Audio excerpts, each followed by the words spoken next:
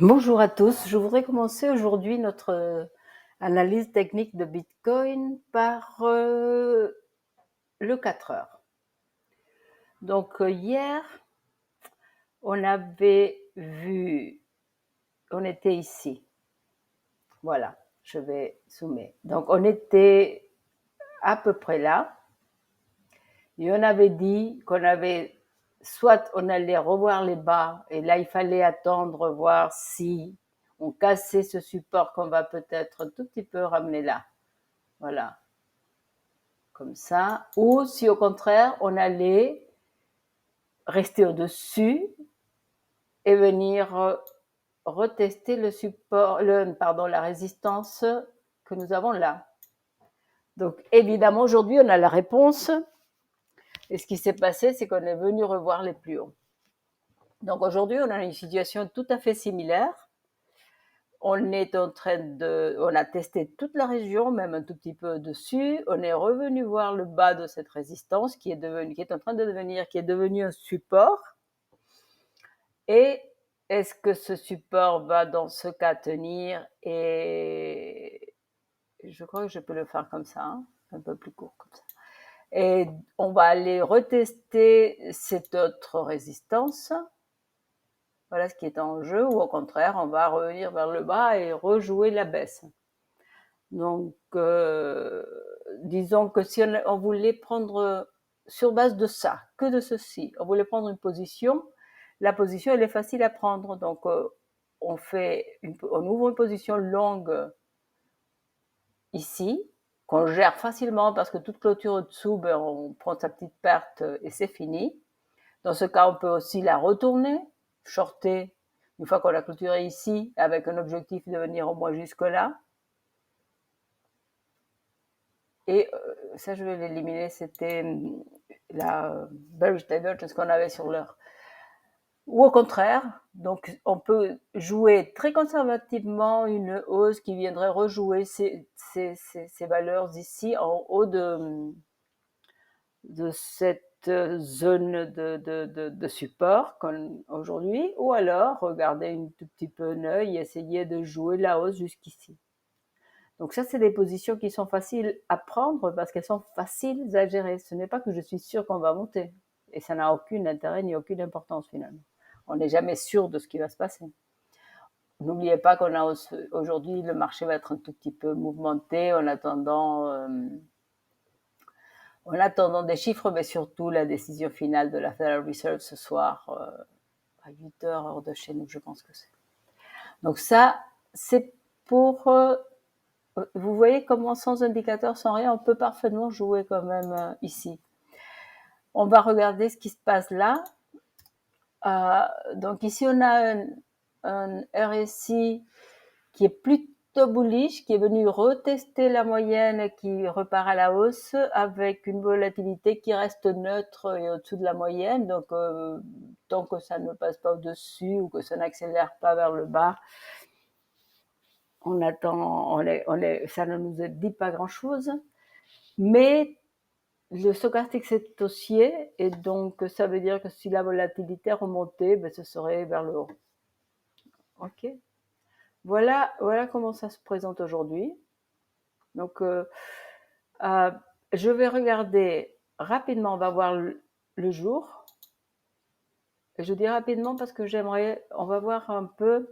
Donc, volatilité qui est encore neutre, qui essaye de retester la moyenne. Le RSI est au-dessous de sa moyenne mobile, mais en repartant vers le haut, il pourrait la croiser, bien sûr, mais surtout, je veux dire, il est en zone neutre, mais au-dessus de la moyenne. Donc, est-ce que ça, ce n'est ni bullish ni bearish? Voilà, c'est plutôt neutre.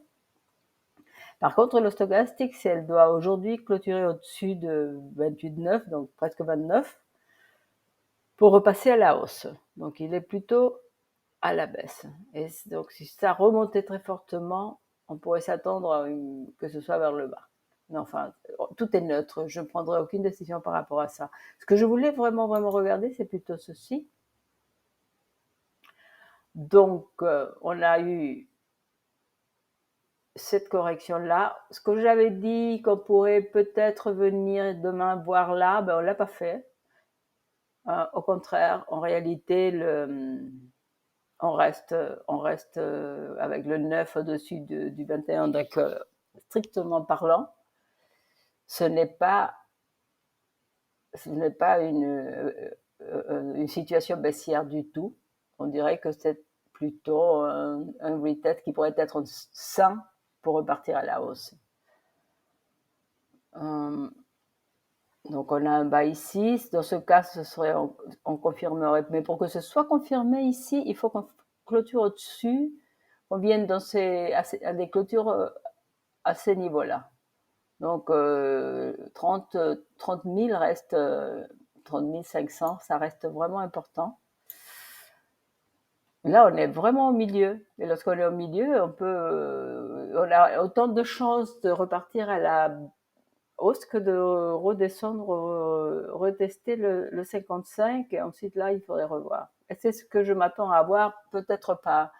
Une fois que cette baisse n'a pas été continuée, disons qu'aujourd'hui, je dirais, bon, il y a un peu plus de chances qu'on reparte à la hausse. Mais tout est à faire. On n'est pas fixé. Ce que je voulais vous dire, par contre, en regardant un peu plus à long terme, très clairement, si on réussissait à dépasser les 30, je dirais ici, hein, déjà, ouais, 30 500 pour moi, si on clôture au-dessus, j'aurais un objectif plutôt vers les 35 si je regarde les Fibonacci. Et oui, je dirais que oui.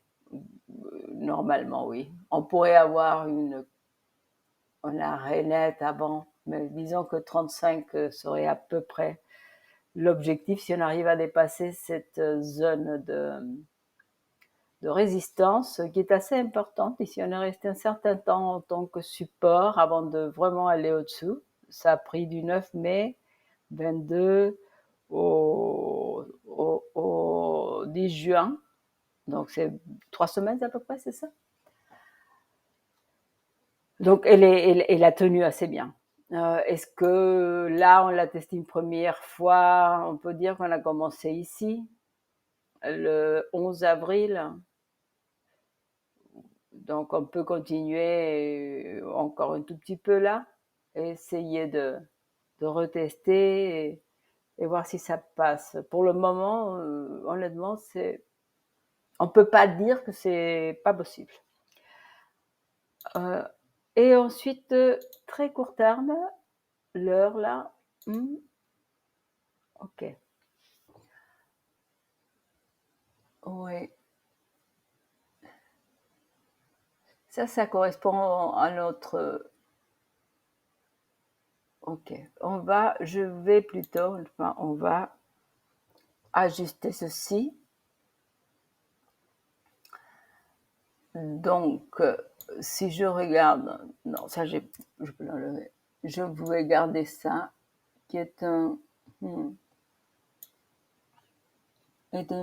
chouette support là. Hein, on n'a pas besoin de ça. On peut garder les petites box comme ça. Ça, c'est mon support sur l'heure. Donc, entre 28,5 et 28,6, on a un petit support.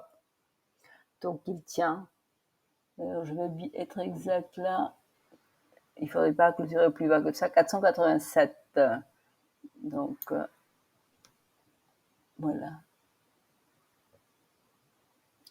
Ça, c'est un support qu'il faudrait qu'il tienne si on ne peut pas. Si, autrement, on viendra revoir là.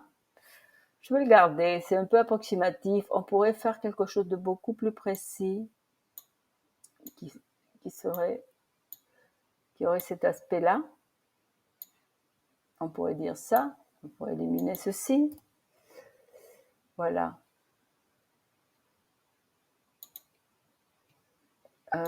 Ouais. Voilà comment on peut regarder l'heure. Donc, on est en train de retester. Et là, évidemment, on pourrait avoir une résistance additionnelle, qu'on pourrait dire, se trouverait là. Là, entre...